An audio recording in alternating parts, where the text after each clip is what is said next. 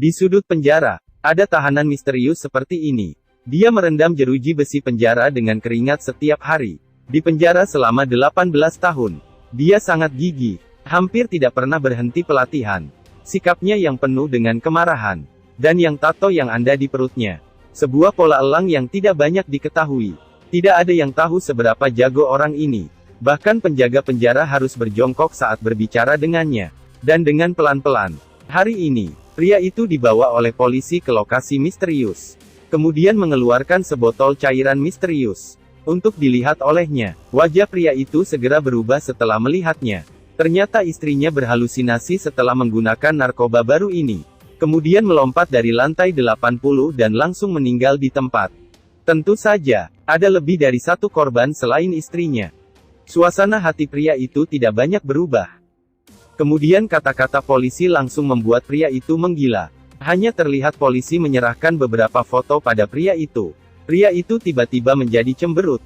Pandangan menjadi fokus. Kemudian seorang pria dengan totem muncul di pikirannya.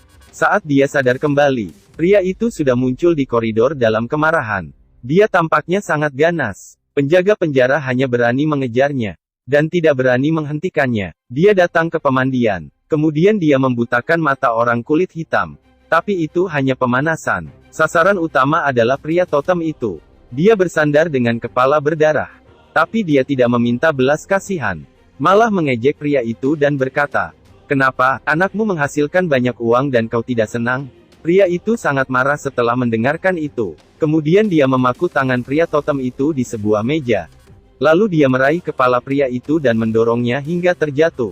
Tangannya robek, sehingga mendatangkan sakit yang luar biasa. Teriakannya terdengar di seluruh penjara.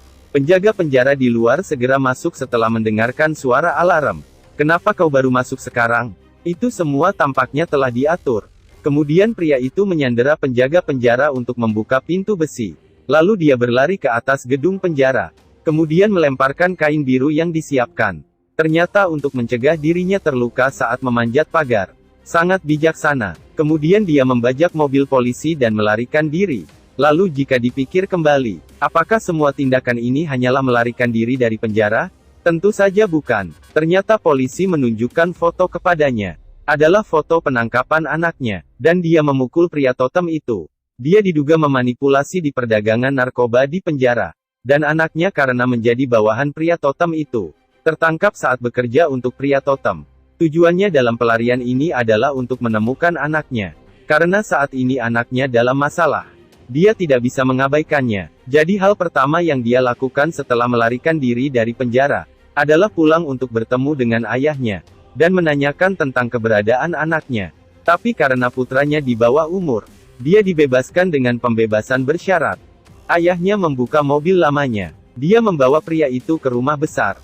Pria itu bersembunyi dan mengamati dari kejauhan. Yang keluar dari mobil hitam itu adalah Diana. Dia juga pemimpin geng kriminal lokal. Sasarannya sudah muncul. Remaja berambut kuning itu adalah anak dari pria itu. Dia menyelinap ke belakang rumah. Kemudian dia masuk dengan memanjat pagar. Kemudian mengandalkan tangga untuk berjalan di udara. Karena hanya dengan begitu, dia bisa menghindari alarm di atas tanah. Tidak butuh waktu dia berhasil sampai di lantai 2, dan bertatapan dengan Diana. Pria itu bertanya ke Diana tentang keberadaan putranya. Diana menunjuk ke bawah dengan matanya, melihat dari kejauhan. Anaknya bersenang-senang. Ternyata Diana tidak bermaksud jahat. Dia hanya terkagum dengan keterampilan hacker anaknya, dan memintanya untuk melakukan sebuah hal besar. Dan hal itu adalah mencuri resep sebuah produk sempurna dan rumus kimia. Jenis narkoba baru ini adalah hasil penelitian dari 2 dokter gila. Mereka menolak untuk menjual resep kepada Diana. Jadi dia terpaksa mencuri. Barang apa itu? Pria itu tidak tertarik pada hal ini. Dia hanya ingin membawa anaknya Dior keluar dari sini. Tapi Dior tiba-tiba emosi setelah melihatnya. Dan memarahi pria itu. Ternyata sejak ibu Dior meninggal, Dior memiliki kesalahpahaman tentang ayahnya. Dior yang kekurangan disiplin oleh orang tuanya sejak dini. Sehingga dirinya berubah menjadi bajingan kecil. Pria itu tidak bisa membujuk Dior untuk pergi. Tak berdaya, dia hanya dapat melindunginya di sisi Dior. Diana memberitahu pria itu, "Aku tahu kekuatanmu. Jika Anda dapat membantu dalam operasi ini dan berhasil, maka dia tidak akan mengganggu ayah dan anak setelah operasi ini, dan dia akan membantu membangun hubungan baik antara kedua orang. Pria itu ragu-ragu sejenak. Dia akhirnya setuju dengan kesepakatan ini. Mereka dengan cepat mengunci lokasi kedua dokter gila itu, dan menemukan laboratorium kedua dokter itu. Ternyata di hutan-hutan belantara, dan beberapa kilometer di sekitar dipenuhi dengan sistem pengintaian bawah tanah.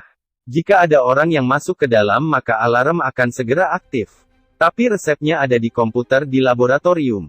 Bagaimana mereka bisa masuk? Akhirnya sudah waktunya, agar pria menunjukkan keterampilannya. Beberapa orang datang ke pohon dan terus mencari.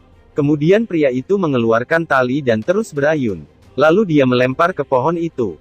Kemudian dia memanjat pohon dengan tali. Tapi baru saja memanjat setengah. Mereka mendengarkan suara mobil yang lewat. Pria itu tergantung di udara dan tidak berani bergerak. Apakah mereka sudah diketahui? Tidak, ternyata hanya orang lewat. Pria itu kemudian terus memanjat. Saat dia sampai di puncak, dia duduk di antara dua pohon. Mulai merakit senjata api yang tidak diketahui. Kemudian membidik ke arah depan. Lalu berhasil ditembak di pohon seberang. Kemudian dua rekan setim yang tersisa mulai memanjat pohon. Apa yang akan mereka lakukan dengan gerakan aneh seperti itu? Aksi berikutnya adalah sedikit berbahaya. Mereka membuat kunci meluncur sederhana antara dua pohon, dan terus melakukannya berulang-ulang, untuk mengaktifkan pergerakan posisi. Aksi yang sangat rumit, apakah mereka tidak ada kaki? Ini adalah pertanyaan yang tepat. Jangan melihat hutan di sini. Beberapa kilometer di dekatnya ditutupi dengan sistem pengintaian bawah tanah. Jika mereka menyentuh tanah maka alarm akan langsung menyala. Di sisi lain, dua pria misterius sedang bermain game. Salah satu pria berkata kepada temannya, dia memiliki firasat yang tidak baik, dan ingin pergi ke laboratorium untuk memeriksa. Temannya memberitahunya, Anda terlalu khawatir, tapi pria ini benar-benar akurat, karena pria itu dan dua rekan setimnya, telah mencapai atap laboratorium mereka. Saat mereka bersenang karena berhasil mendarat dengan selamat, ponsel anak pria itu terjatuh. Dior melihat situasi itu dan berusaha untuk mengambilnya. Untungnya, pria itu bereaksi dengan cepat, dan berhasil menangkap Dior. Jika tidak, mereka pasti akan dalam bahaya. Kemudian mereka merobek atap dan masuk ke dalam. Lalu Dior mencuri resep kedua dokter gila itu, dan disalin ke server cloud. Semua rencana tampaknya berjalan dengan mulus. Tapi saat itu, salah satu rekan mereka yang bertugas mengawal dari kejauhan tiba-tiba berkhianat. Ternyata orang di belakang semua ini adalah pria totem di penjara. Orang itu adalah penyamar yang diutusnya. Mereka bersiap untuk mengambil semua resep. Dia mengancam rekan setim dengan pistol, agar dia untuk menyerahkan rumus yang baru saja diunggah oleh Diana. Tak disangkap sebelum mereka bertindak, Diana diam-diam mengubah kata sandi cloud-nya. Tidak ada yang tahu apa kata sandi saat ini. Pria itu sangat marah. Dia berkendaraan masuk ke dalam hutan untuk mencari Diana. Dan dia ingin memaksa untuk mendapatkan kata sandi. Tapi dia malah menyalakan perangkat alarm di bawah tanah. Dua dokter itu langsung tahu. Mereka naik sepeda motor segera pulang. Mereka sangat akrab dengan hutan ini. Meskipun pria itu terlebih dulu sampai di lokasi. Tapi dua dokter itu juga mengikutinya dari belakang. Dalam kepanikan, sudah tidak peduli dengan kata sandi. Dia harus pergi dari sini terlebih dulu. Mereka melarikan diri sampai ke rumah ayah pria itu. Kemudian pria itu mulai meminta kata sandi server cloud lagi. Sisi ini belum selesai, tapi tiba-tiba diserang oleh tembakan senapan. Ternyata dua dokter telah datang. Bagaimana mereka bisa tahu tentang hal ini?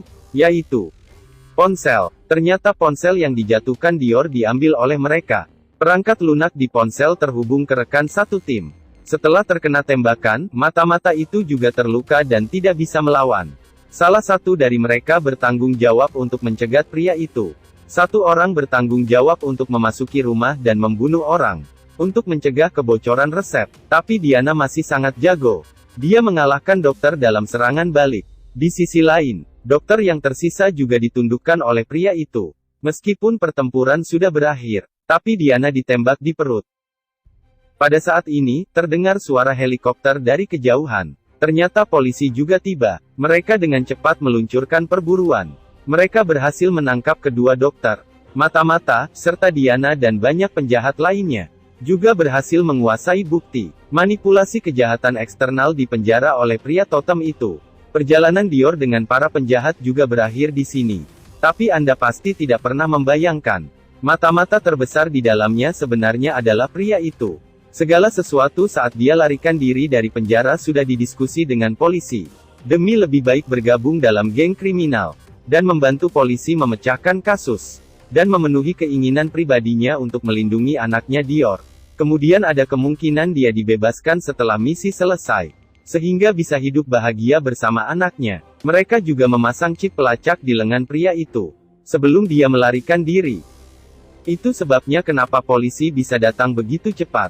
Untungnya, semuanya berakhir dengan lancar. Pria itu menasihati anaknya Dior. Minta dia untuk menyerahkan kata sandi cloud kepada polisi. Dior tanpa ragu untuk mengatakan ya, karena tidak ada resep di server sama sekali. Dia tidak mengunggahnya sama sekali. Namun dia menghapus semuanya dengan permanen. Ratusan halaman resep tidak ada yang bisa mengingatnya. Resep untuk membahayakan orang lain juga menjadi masa lalu bagi mereka. Perselisihan ayah dan anak, juga karena misi ini akhirnya berakhir dengan damai.